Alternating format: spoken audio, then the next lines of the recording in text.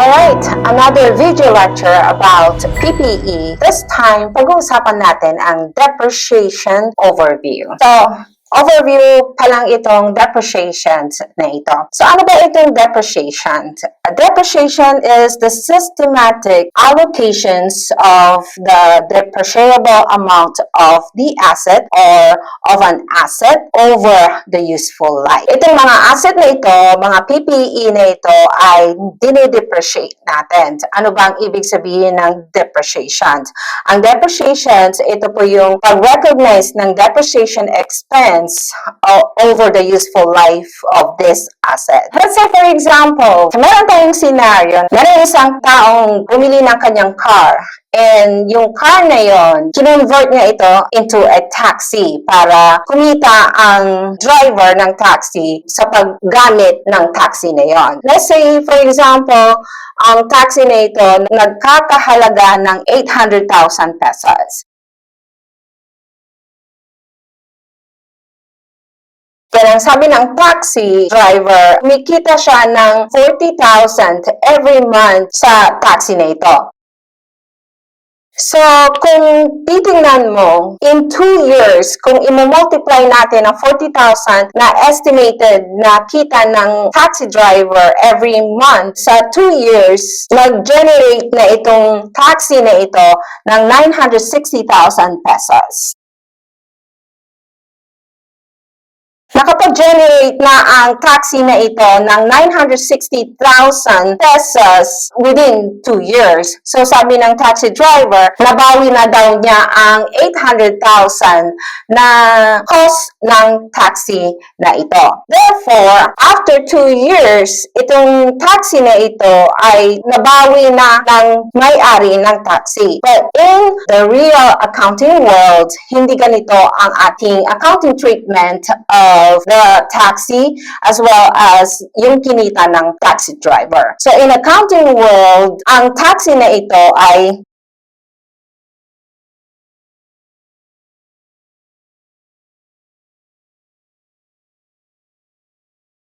in real accounting world, the cost of the assets will be 800,000. So ilalagay natin yan sa account ng PPE.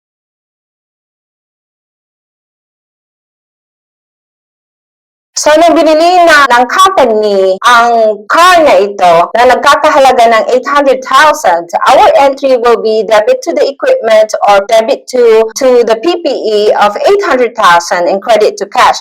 Let's say, for example, cash ang outlay ng company na yon. So, we credit the cash. In the accounting world, ang 800,000, we will allocate this cost over the estimated life of the PPE or the asset. Let's say, for example, the estimated life of this taxi is 10 years. So, kung 10 years natin magagamit itong taxi na ito, we will allocate this 800,000 cost of the asset over the 10 years life of the asset. So, magre-recognize tayo ng depreciation expense na i-recognize natin sa ating profit or loss or income statement. So, magka-calculate tayo or i-compute natin ang depreciation expense. Let's say, for example, gumagamit ang company ng straight line method. So, therefore, kapag mayroong estimated life of the asset na 10 years, ang depreciation expense natin is 80,000, which is computed as 800,000 the cost of the asset over the estimated life of 10 years. So, meron tayong 80,000 na i-recognize natin as an expense over 10 years. So, ang magiging entry natin for the depreciation expense is debit to depreciation and credit to accumulated depreciation.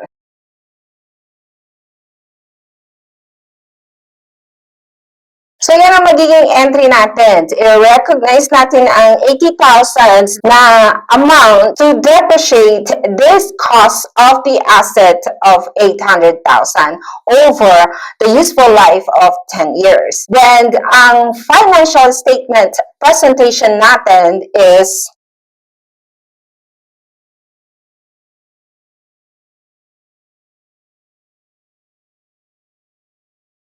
ganito ang financial statement presentation natin on the equipment or the taxi.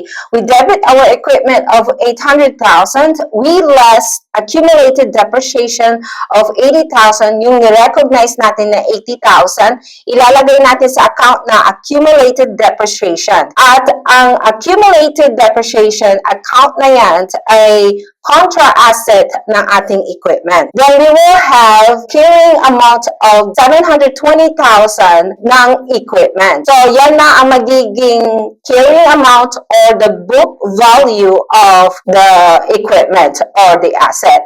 So ganito po ang ating depreciation. So sa scenario na ito, kung saan yung taxi driver ay kumita ng 40,000 every month.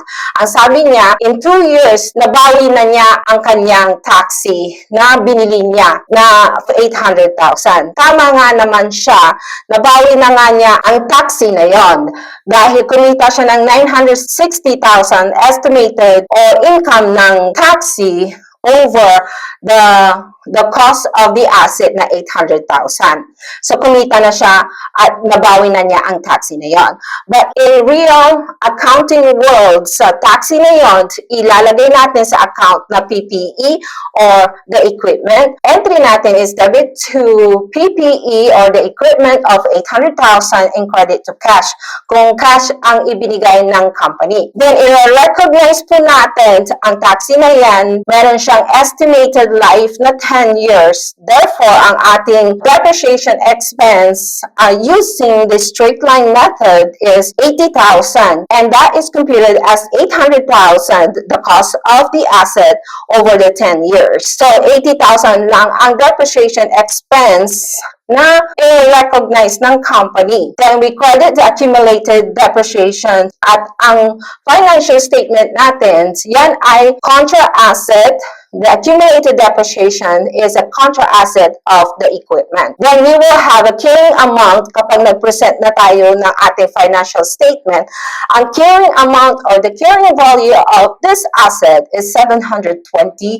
So, ito po ang concept ng pag-depreciate ng asset over the life of the asset. So, ano ba ang mga dalawang klaseng depreciations? There are two kinds of depreciation. We have the physical depreciations and the functional or the economic depreciation. So, dito sa depreciation, dito sa physical depreciations, we have the wear and tear,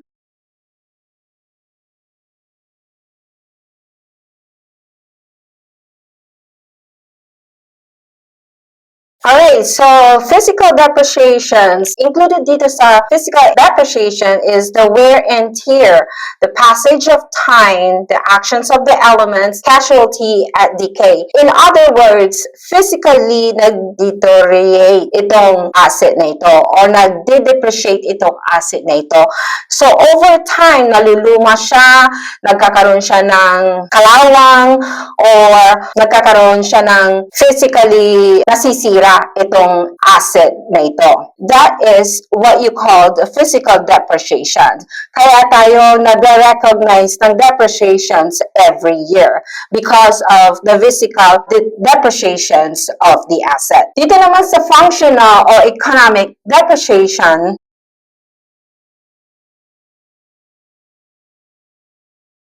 so, dito naman sa functional or economic depreciations, this includes the obsolescence of the asset, the inadequacy of the asset, supersession of the asset.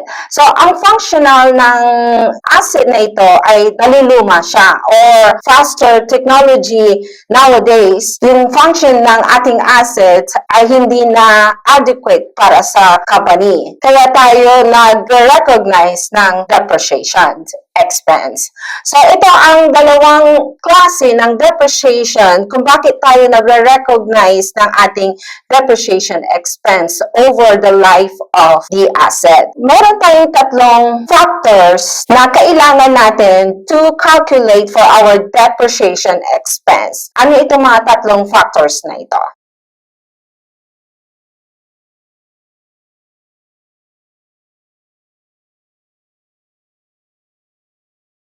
So, ito ang tatlong factors na kailangan natin to calculate for the depreciation expense. So, we have the depreciable amount, we have the residual value, and the useful life of the asset para compute natin ang ating depreciation expense. Ang depreciable amount, ito po yung cost ng asset minus the residual value. Alright, the depreciable amount is equal to the cost of the asset minus the residual value. Ang residual value, yan po ang estimated net amount that an entity would currently obtain from disposal of the asset. So, ito po yung amount na yan ang makukuha natin at the end of the life of this asset. Kapag ibinenta natin yan, yan ang amount na makukuha natin. Yan po ang estimated residual value.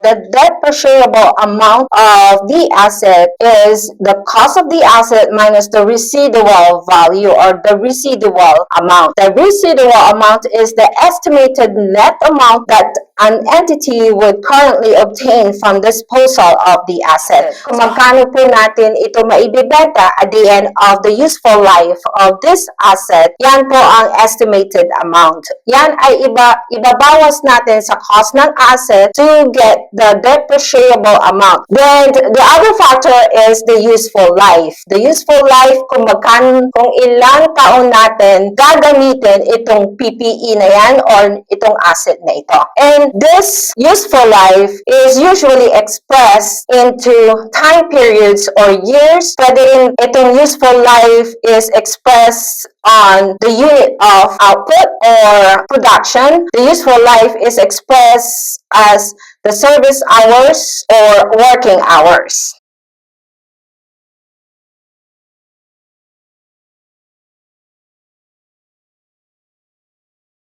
So the useful life of the asset is expressed in times of time periods or the years, or we can also use the unit of output or production. Let's say, for example, ang dine-depreciate natin ay machinery at ang depreciation niya depende kung ilang units ang na-produce or output ng machinery na yun ang magiging depreciation natin. So the useful life of the PPE or the machinery is depreciated in terms of the unit of output or the production. Or we can also use as the useful life sa service hours or the working hours of the machinery. So ito ang mga useful life na pwede nating gamitin in terms of years, terms of output or productions, or in terms of service hours or the working hours of the asset. So ito po ang ating depreciations. So we have two kinds of depreciation, the physical depreciations and the functional or economic depreciations. Tatlong factors ang kailangan natin in order to calculate for the depreciation expense. We have the depreciable amount, which is computed as the cost of the asset minus the residual value or the residual amount, and the other factor is the useful life of the asset. So ito po ang overview ng ating depreciation. Meron tayong iba't ibang klase ng depreciation method, hindi lang straight line. Ano ba ang mga iba't ibang methods ng depreciation? At we have the equal method of depreciations. We have the accelerated or diminishing methods of depreciation. We also have our variable methods of depreciation in the other methods. Itong equal depreciation na yan, equal ang depreciation expense na nire-recognize natin every year. So, equal sila. Under this equal method of depreciations, we have the straight line method, the group method, and the composite method.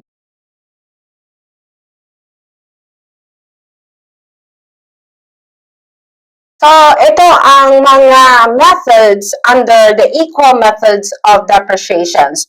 We have the straight line method, ang pinaka-easy na methods of depreciations. We have the group methods and the composite method. Itong tatlong ito, equal ang nire-recognize natin na depreciation expense every year. So, kung titignan mo ang ating graph, ganito ang makikita natin. So, kung titingnan mo sa graph, ang equal method of depreciation, equal siya. So, pare-parehas lang ang makikita natin sa graph ng equal method of depreciation. Dito naman sa accelerated or diminishing method of depreciations, we have the sum of years digit, we have the double declining balance method, and we also have the declining balance method.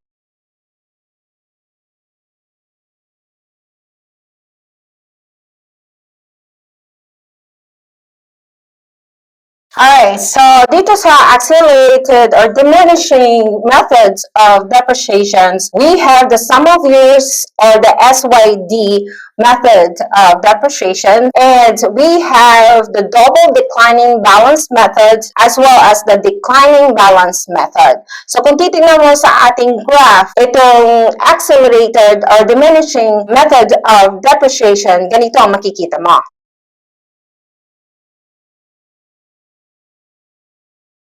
So, yan ang magiging graph ng ating accelerated or diminishing method of depreciation. So, every year, nababawasan ang depreciation expense na nire-recognize natin. Dito naman sa variable methods of depreciations, we have the output or production method.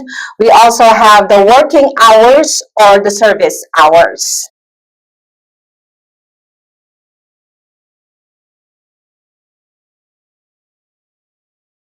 So, dito sa variable methods of depreciations, we have the output or the production method, and we also have the working hours or the service hours. So, dito sa variable method of depreciations, ganito ang makikita mo sa ating graph.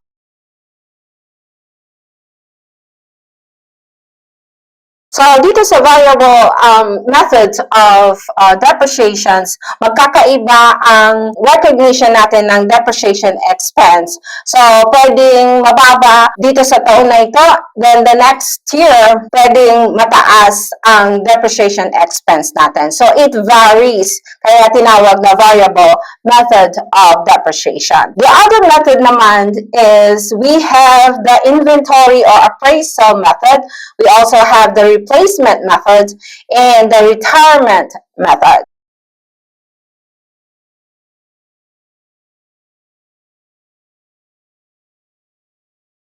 So, dito naman sa other methods, we have the inventory or appraisal method, we have the replacement method, and the retirement method.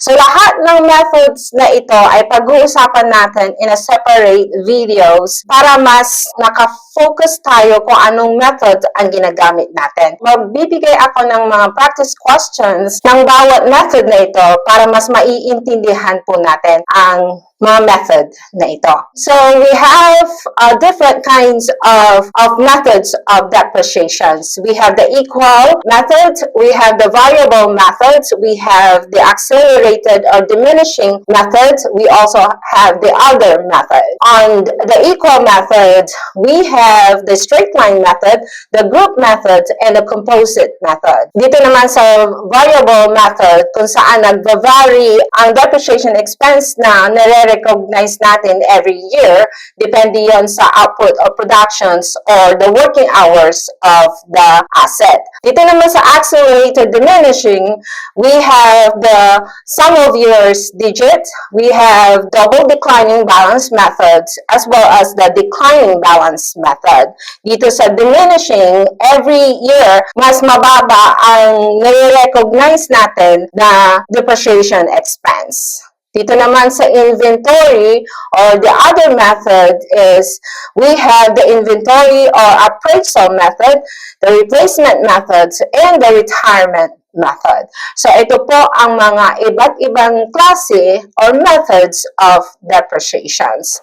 So dito sa depreciations, mag-i-start tayong mag-depreciate ng ating asset when this asset is available for use.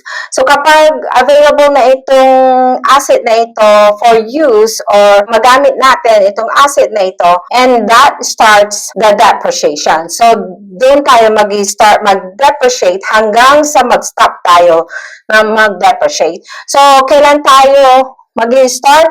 When the asset is available for use. Diyan tayo mag-start mag-depreciate ng asset. Then, we will depreciate hanggang sa mag-stop tayo mag-depreciate ng asset na yan. At kailan naman natin mag-i-stop ng depreciations? So, mag-i-stop tayo ng depreciations kapag nag-de-recognize tayo ng ating asset. At kapag ito ay classified as held for sale at kapag ito ay fully depreciated na siya.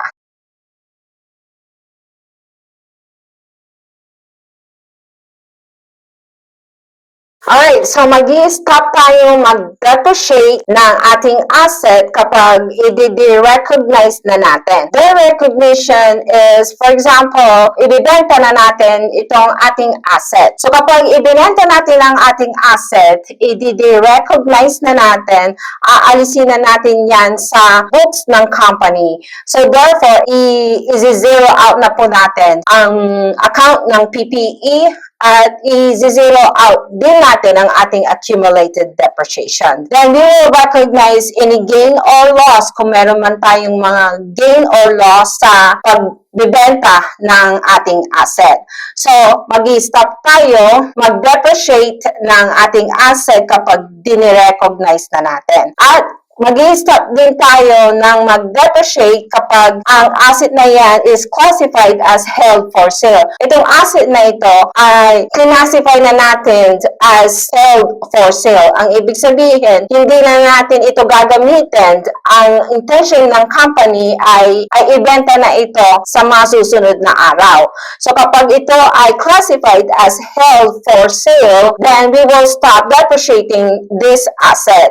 So mag-i-stop na ang depreciation natin. Wala na tayong i-recognize ng depreciation expense sa asset na yon. Kapag itong asset naman ay fully depreciated na ang asset na yan, hindi na tayo magde-depreciate. So ito ang mga situations o mga factors na mag-i-stop na tayo na mag-depreciate ng ating asset. So ganito po ang ating depreciation. Nag-i-start ang ating depreciation kapag available na ang asset na yon for use. Kapag hindi pa available ang asset na yun, let's say for example, a building, under construction pa siya, hindi mo pwedeng i-depreciate yung building na yon dahil under construction pa, hindi pa ito available for use. And another example is machinery. Kapag hindi pa ito available for use, kailangan pang i-install a lot of process to do for this machinery to be used. Kapag available na ang machinery na yun for use, then we will start recognizing the depreciation expense. Then, mag-i-stop tayo kapag nag-recognize tayo ng asset na yan